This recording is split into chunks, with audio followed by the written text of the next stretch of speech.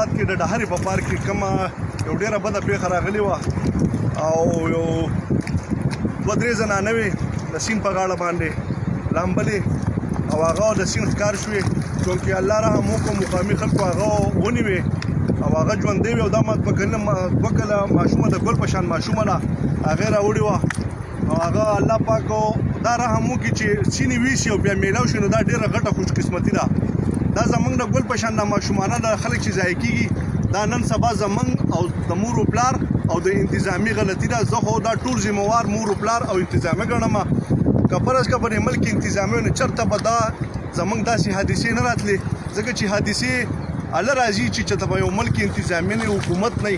ځکه چې انتظامیه یې په ملک کې چېرته د سیل ځایونه نو په هغې باندې سکیورټۍ والا ولاړي په هغې باندې خلک ولاړي زه مطالبه کوم زه د هغې انتظامیې نه کوم چې زمونږ په سر باندې تنخوا پولیس ورسره دي د خپل ځان دپاره ورسره شته سکیورټۍ دپاره شته خو د عوام دپاره نشته نو کله په دې سیند کې کوم ځایونه چې هره سیل دي کوم ځای چې جالي دي او هغو سره لیف جاکټ نشته کوم ځای چې چیر لفټ دي د هغو سیفټي نشته هغه دې فوراً بند کړی شي ځکه دا د ګل په شان ماشومانان دا خلک روزانه په بنیاد باندې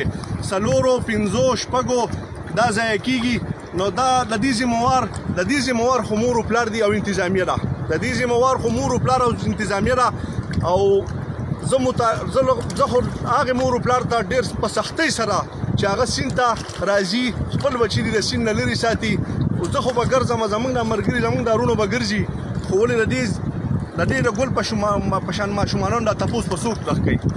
نو زه سوال کوم د خدای خاطر ته وګورئ چې د سیند د لامبو نه او دې نه ځان بیخي وساتئ او د ګل په شان ماشومانانو دا ژوند نور مه خرابوئ